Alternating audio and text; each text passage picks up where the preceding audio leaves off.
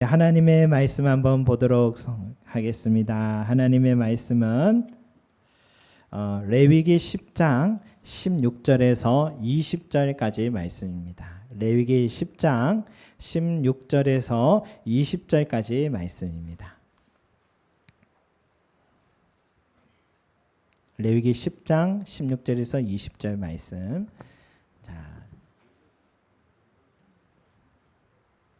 제가 먼저 여러분 한 절 교독해 보겠습니다. 모세가 속죄제 드린 염소를 찾은즉 이미 불살랐는지라 그가 아론의 남은 아들 엘르아살과 이다말에게 노하여 이르되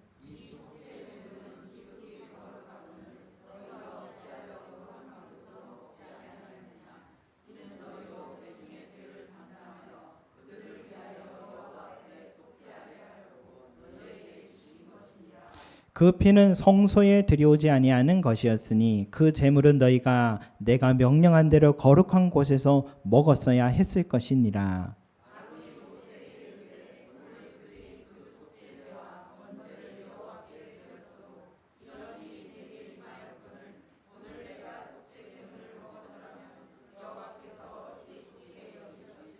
다 같이 모세가 그 말을 듣고 좋게 여겼더라. 아멘. 여러분 오늘 레위기를 시작한 지 세 보면 42번째 설교를 했더라고요.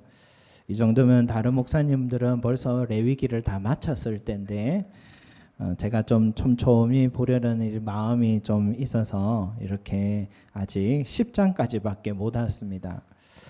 그러나 오늘 설교로 이 레위기 설교는 우리 1막으로 마무리를 좀 하려고 합니다. 10장까지 레위기 중요한 부분을 다뤘다 보고 이제 다음 주부터 다른 성경으로 말씀을 나눈 후에 또 다시 기회가 오면 2막으로 레위기 11장부터 또 시작을 하고 하려고 합니다. 여러분 오늘 이 말씀은요, 이 제사장들이 세워지고 직접 제사를 드려보는 이 제단 가동식의 마지막 부분인데, 그런데 여러분 다른 불을 드렸던 두 아들, 아론의 두 아들이 죽었는데 또 가슴을 쓸어내리는 그런 사건이 또 발생한 그런 장면이 오늘 말씀입니다. 아론의 남은 두 아들도요, 또 실수를 했기 때문입니다. 제사들을 다 마친 후에 모세가 염소 고기를 갑자기 찾습니다. 왜냐? 속죄 제사 드린 후에 염소 고기는 제사장들이 정한 장소에서 먹어야 됐기 때문이에요. 그래서 속죄 제사에서 제사장들이 태워서 드리는 제사가 있고 먹어서 드린 제사가 있다, 그렇게 얘기했었잖아요.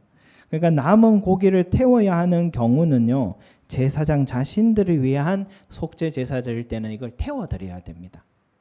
그러나 제사장들이 먹음으로 속죄 제사가 완성된 경우가 있는데요. 첫 번째는 백성들을 위한 속죄 제사를 드렸을 때 그때는 먹어야 합니다. 그래서 제사장 남은 고기를 먹음으로 그 백성들의 죄가 사해지는 그런 제사의 완성이 먹음으로 제사가 완성이 되는 거죠. 또 언제가 있냐면 피를 성소 안에서 뿌리지 않았던 속죄 제사는 그때는 고기를 먹어야 합니다. 오늘이 바로 그런 경우였습니다. 그래서 모세는 염소 고기가 어디 있느냐 하면서 막 찾아다닌 거예요. 그런데 고기가 없습니다. 이유는 아론의 남은 두 아들이 이 제사를 마무리하면서 그 남은 고기를 먹어야 되는데 태워버렸기 때문입니다. 그래서 모세는 매우 큰 화를 냈습니다. 분명히 오늘 이 고기는 먹으라고 말해줬기 때문이에요. 이전에 분명히 말해줬어요. 한번 같이 한번 말씀 찾아볼까요? 레위기 6장 26절 말씀, 또 이따가 30절 말씀도 같이 보겠습니다. 6장 26절 말씀, 레위기 6장 26절 말씀입니다. 네, 같이 한번 읽어보겠습니다. 시작. 죄를 위하여 제사 드리는 제사장이 그것을 먹되 곧 회막들 거룩한 곳에서 먹을 것이며. 여러분 이처럼 아론과 그의 아들들에게요, 속죄 제사를 드린 고기는 정한 장소에서 먹으라 분명히 말해 주셨어요. 또 먹지 말아야 하는 경우도 말해줬어요. 6장 30절 말씀입니다. 시작. 그러나 피를 가지고 회막에 들어가 성소에서 속죄하게 한 속죄제 제물의 고기는 먹지 못할지니 불살을지니라. 아멘. 회막 안에 피를 가지고 들어간 속죄제사의 경우는 먹지 말고 태우라 라고 분명히 말했습니다. 오늘 말씀 다시 돌아와서 10장 18절 말씀 우리 다시 한번 읽어보겠습니다. 10장 18절입니다. 시작. 그 피는 성소에 들여오지 아니하는 것이었으니 그 제물은 너희가 내가 명령한 대로 거룩한 곳에서 먹었어야 했을 것이니라. 아멘. 그러니까 오늘은 분명히 남은 고기를 먹어야 하는 경우예요.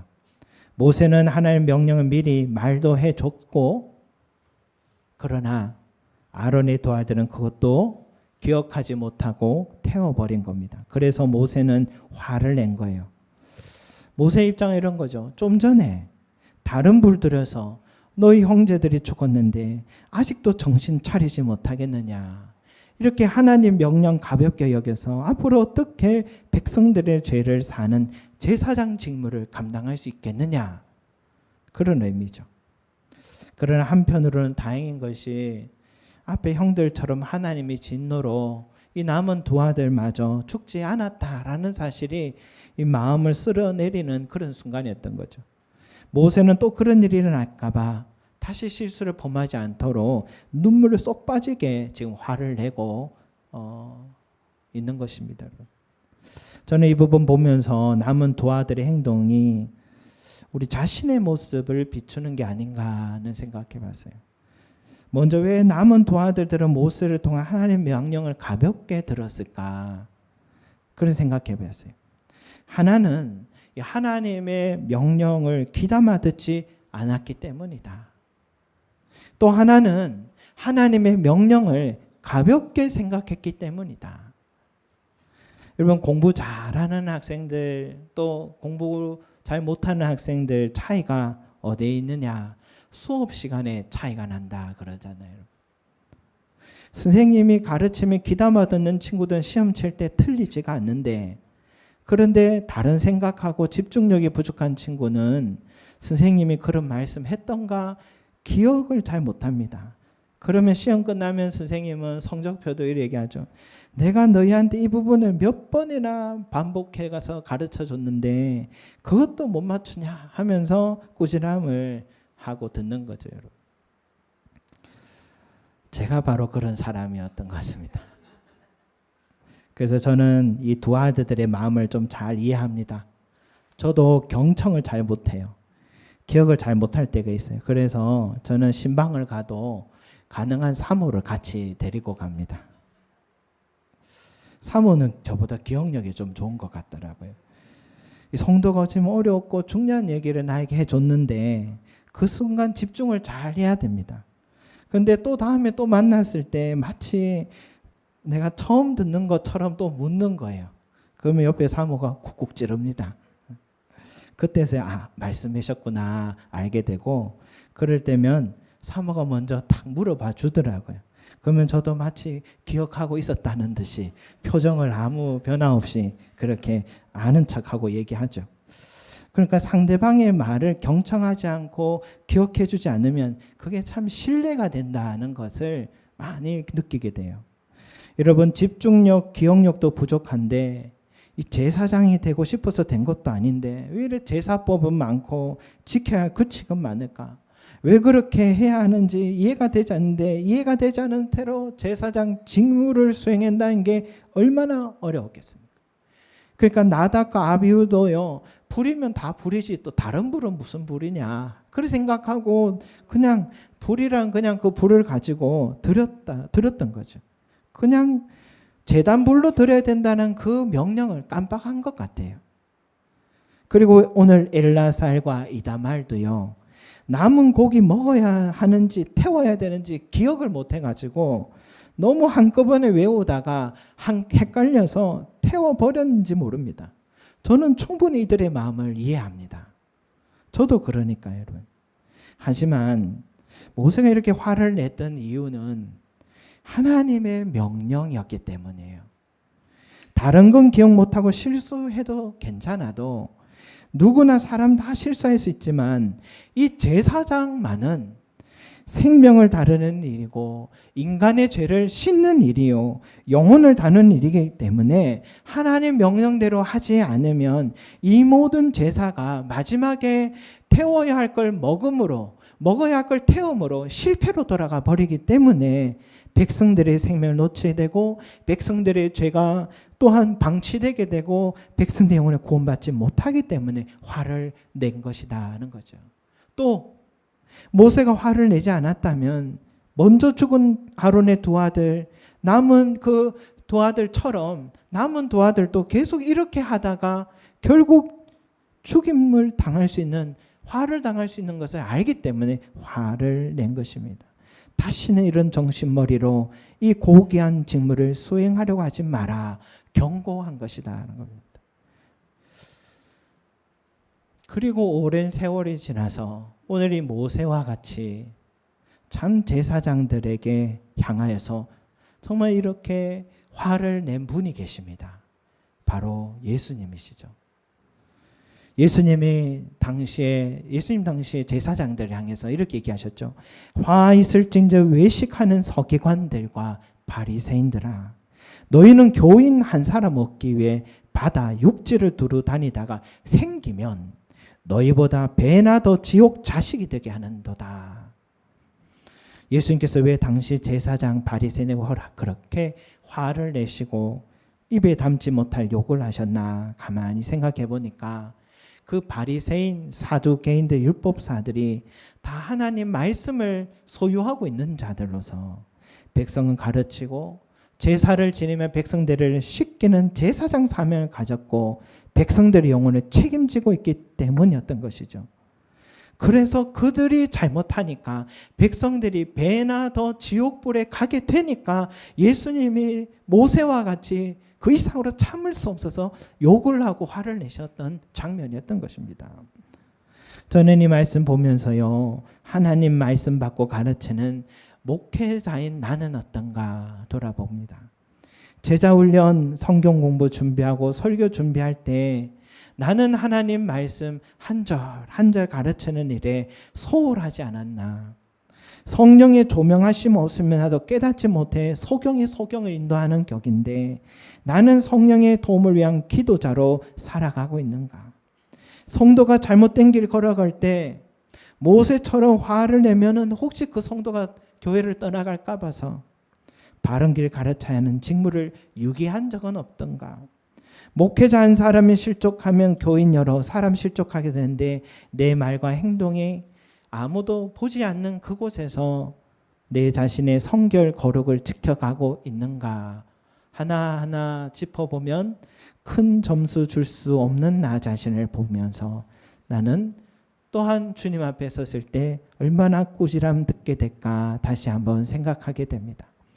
한때는 신학교마다 경쟁하지 않으면 들어갈 수 없을 만큼 이 목회자직이 인기가 있을 때가 있었어요. 그런데 지금은 미래가 없다고 요즘은 인기가 좀 시들어가고 있습니다. 그런 시대 상황과 상관없이 목회자의 직무는 무거운 자리입니다. 랍비라 칭함 받지 말라 하신 예수님은요, 여전히 이 직무를 무거운 자리라고 말씀해 주세요. 목회자들은 영혼을 다루는 자 일이기 때문이죠. 그래서 여러분 항상 저를 위해서도 기도해 주시길 바랍니다. 그리고 말씀을 또한 나누고 인도하는 우리 순장님들과 교사들을 위하여서도 성도님들 기도해 주시기 바랍니다. 모두 말씀 가르치는 자들이기 때문에 몇 명을 가르치든 말씀 가르치는 자는요, 철저하게 말씀이 내 생각과 행실에 녹아들어 있어야 됩니다. 그러려면 얼마나 이 말씀을 경청하고 가까이 되는지 모르요. 내 생각이 내 뜻대로 가르쳐서 맡겨진 영혼들 지옥불로 가게 만들지 말고 하나님 말씀 명령대로 가르쳐서 우리 맡겨진 영혼들을 구원의 길로 온전히 완주할 수 있도록 내가 맡은 이 직무가 얼마나 엄중한 것인지 이 귀한 직무를 내게 맡겨주신 우리 주님의 마음을 알아서 잘 감당할 수 있는 우리 목회자, 순장, 교사들이도록 우리 모두 다 기도해 주시기를 부탁드립니다. 또한 가을이에요.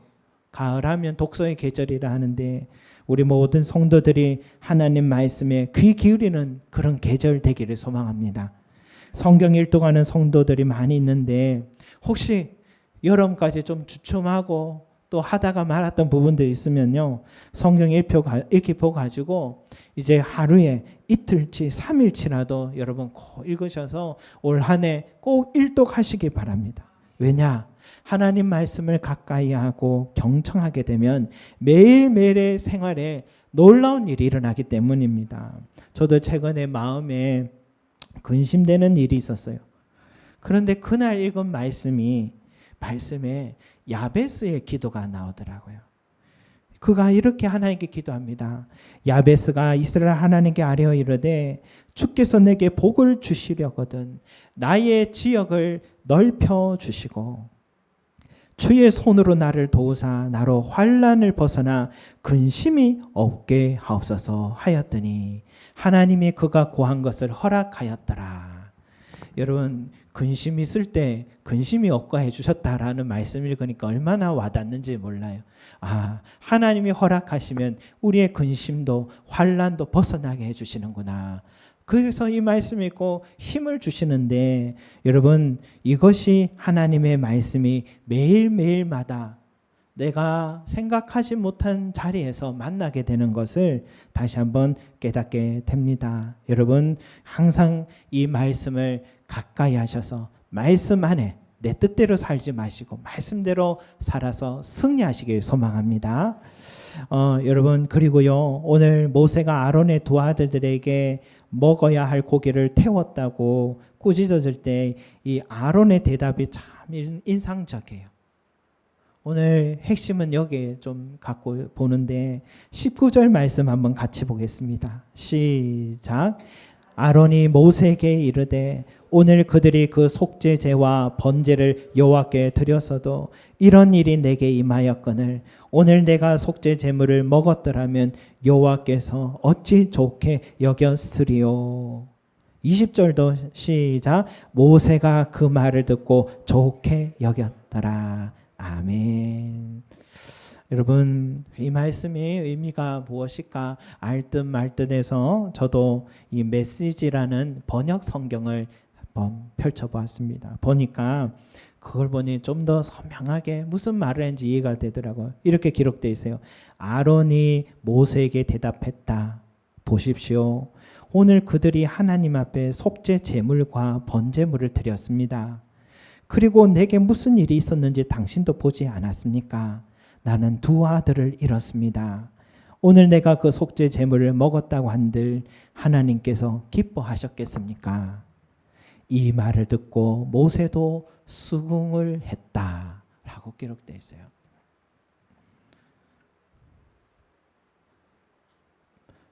얼마나 마음이 짠한지 몰라요.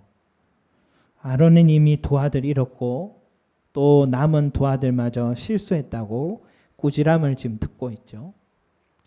아론은 이미 두 아들이 하나님 진노를 받았다는 것은 곧 내 자신이 하나님 진노를 받은 것인데 또 다시 남은 두 아들이 잘못했다고 하니까 내가 아무리 하나님 명령대로 했다고 한들 내가 하나님을 기쁘시게 할 수 있겠습니까?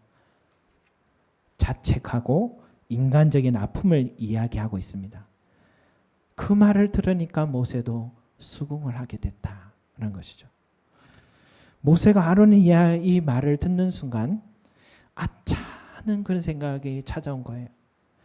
내가 너무 하나님의 법과 원칙에 입각해서 그 말씀대로 수행에 집중하다가 순간 놓치게 된 것은 내 형이 자식을 잃은 슬픔에 빠져 있었다라는 사실을 그 마음을 잊어버렸던 것이었죠.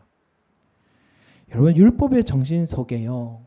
공의와 사랑이 함께해야 되는데 정의도 있어야 되는데 은혜도 공존해야 하는데 하나님의 명령에 집중하다 보면 순간 사랑과 은혜를 깜빡하고만 모세 자신을 돌아보게 되는 것입니다. 이상하지요? 여러분 우리처럼 하나님 말씀하는 이 장로교 교단에서 교파가 제일 많이 생겨난 이유가 뭡니까? 지나친 율법주의에 빠지게 되면 정죄를 더 많이 하게 됩니다. 그래서 보수 교단일수록 성경을 강조하는 교단일수록 원칙을 중시하는 교단일수록 더 반목과 갈등이 더 많이 생겨나게 되고 교파들이 갈라졌던 이유는요, 신학적인 입장 때문이 아닙니다. 그 속에 율법의 또 하나의 정신인 사랑과 은혜가 부족했기 때문인 거예요. 교회 안에도 마찬가지입니다. 하나님의 명령, 하나님의 말씀 중요하게 생각하고 가르치지만 또 한편 인간의 연약함을 보았을 때 사랑으로 은혜로 감싸면서 형제와 자매를 이끌어주고 감싸주는 게 이게 교회인 것이죠. 내가 성경 공부 열심히 하고 기도 많이 하게 되면 나도 모르게 빠지게 되는 게 이게 율법주의입니다. 나는 이렇게 성경 보고 나는 이렇게 예배 생활하고 봉사하는데 나는 이렇게 기도 생활하는데 왜 저 장로님, 권사님, 지사님은 하지 않나 판단하고 정죄하고 이런 죄를 짓게 범하게 되는 게 바로 율법주의입니다. 모세가 형 아론의 심정 이해하면서 수긍했던 것처럼 저 성도가 저런 행동과 말을 하게 된 이유가 무엇일까? 저 형제 자매가 시험에 들어 기도의 자리, 말씀의 자리에 멀리하게 된 이유가 무엇일까? 먼저 그 형제 자매 입장을 한번 생각해 보는 게 중요한 겁니다. 말씀을 철저하게 지켜야 한다는 진료들도 중요하지만 인간적인 연약함을 이해하고 감싸주는 사랑도 중요합니다.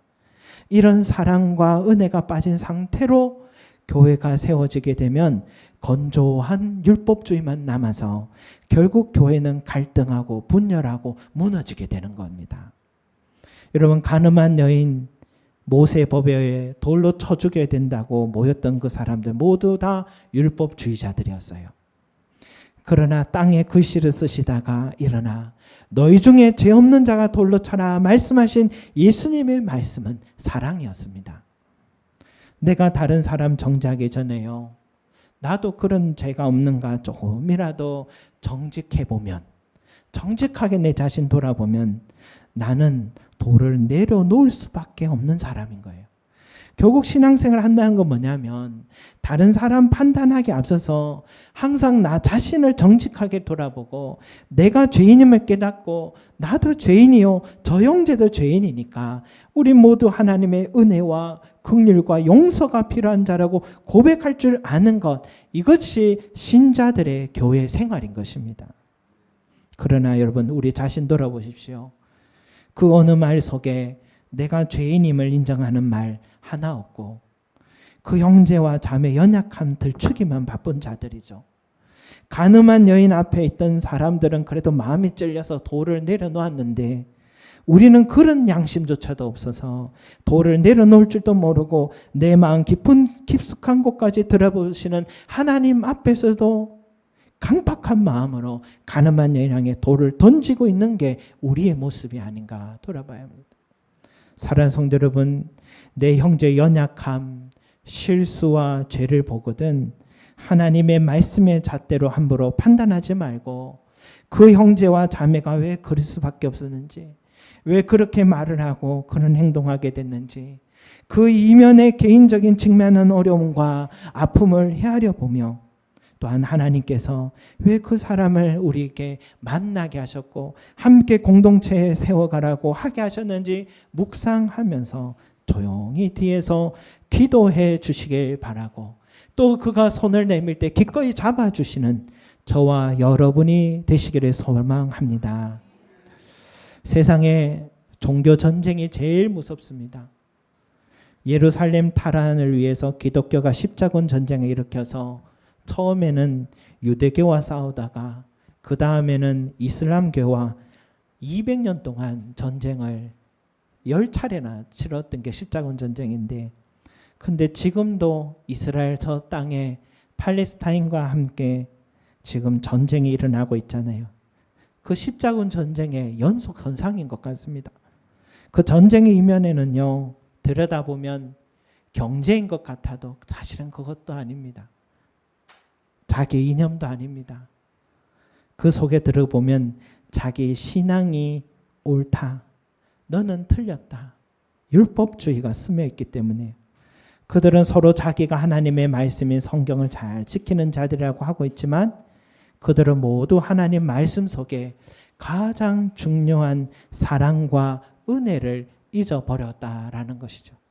그들 모두 율법자들이 되어버린 것입니다.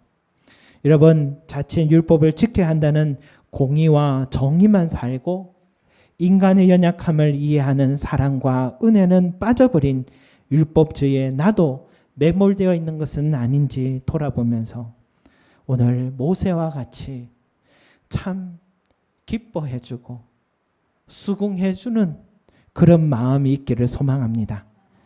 진리도 중요하지만 사랑이 함께할 때 하나님의 교회는 다시 회복될 수가 있고 내 영혼이 살아나고 다른 형제 영혼이 살아나는 유일한 길은 진리와 사랑이 공존하는 교회가 될 때라는 것을 우리가 꼭 기억하여서 우리 송림 제자교회가 그런 사랑과 진리가 함께하는 교회가 되기를 간절히 소망합니다. 기도드리겠습니다. 사랑과 은혜가 많으신 우리 아버지 하나님, 때로는 우리가 하나님의 말씀을 가볍게 여길 때가 있었는데 주여 하나님의 말씀을 사랑하는 자 되게 하셔서 늘 참 연애 편지처럼 읽고 또 읽어도 지루하지 않을 만큼 그렇게 하나님 말씀을 경청하는 자 되게 하여 주셔서 그 말씀 안에 생명이 있어서 내 뜻대로 살아갈 때 우리는 광야로 빠지지만 말씀 안에 살아가면 생명 안에 살아간다는 사실을 알고 늘 말씀을 가까이 하는 주여 가을은 그런 계절이 될 수 있도록 우리 성도들 축복해 주시옵소서. 더불어서 하나님, 때로는 우리가 율법주의에 빠져서 공의와 정의만 외치다가 인애와 자비와 사랑을 잊어버릴 때가 너무 많았습니다. 주여 우리는 다 죄인인데 나도 드러나지 않은 죄인이고 그리고 저 형제의 연약함을 우리가 보고 할 때마다 우리는 들추기 바빴고 그 형제의 연약함을 보면은 조용히 기도해 줘야 되는데 그러지 않고 돌을 던지려고 했던 우리의 연약함 불쌍히 여겨주셔서 주여 내 안에 사랑이 회복되게 하여 주시옵소서.